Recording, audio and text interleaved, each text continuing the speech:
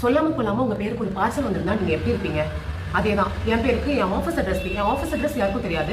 என் office அட்ரஸ்க்கு என் பேர்ல ஒரு பார்சல் வந்திருக்கு. அதனோட வீடியோ தான் நீங்க பார்க்க போறீங்க. இல்ல பிரிக்காதமா, அதை எடுத்துக்குவோம். ஜாலியா இருக்கா? ஏய் உங்களுக்குலாம் பாருங்களேன், யாருமே தெரியாம நான் பிரிக்கிறேன். செத்தாலும் நம்ம இருங்க பிரிங்க.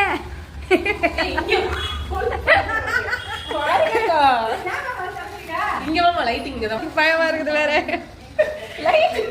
ரொம்ப முக்கியம் இப்ப லைட்டிங் பாக்குறது. பண்ற மாதிரி வா பாத்துக்கோ. ஓ இங்க எல்லாம் சாப்பிட மாட்டியா? எவன்டா வந்து லைட்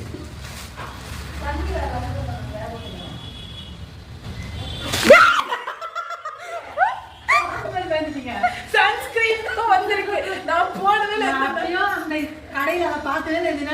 இந்த மூஞ்சில போடுவாங்க, அத வாங்க வந்து யூஸே பண்ண மாட்டேன். யார் என் பேர்லாம் போட்டிருக்கான்னு எனக்கு புரியல. காட்டுங்க என்ன சன்ஸ்கிரீன் பாப்போம். லோட்டஸ் நல்லா தான் இருக்கு. போட்டு வந்தா ஆனா போட்டோ எனக்கு வந்துருக்கணும்ல. ஆப்லயே காமிக்கல. அதுக்குள்ள வெடிகுண்டு இருக்குமா, நார்கோட்டிக் சப்ஸ்டன்ஸ் இருக்குமா, அதுவா இதுவாட்டு என்னென்னத்தையோ பேசி வச்சுட்டோம். உங்களுக்கும் ஏதாவது இந்த மாதிரி அன்எக்ஸ்பெக்டட் பார்சல் நீங்கள் எதிர்பார்க்காத நேரத்தில் வந்திருந்தா அதனோட எக்ஸ்பீரியன்ஸை ஷேர் பண்ணுங்கள். It was so much fun. ஏன்னா மறதி, எனக்கு மெயிலும் வரல, மெசேஜும் வரல, ஆனால் திடீர்னு பார்சல் வந்திருக்குதையும் நான் எதுவும் பண்ணலையே அப்படி. It was lotus sunscreen. நான் கொலாபரேஷனுக்காக அனுப்பியிருக்காங்க. ஸோ உங்களுக்கு எக்ஸ்பீரியன்ஸ் இருந்தால் ஷேர் பண்ணிட்டு போங்க. பாய்.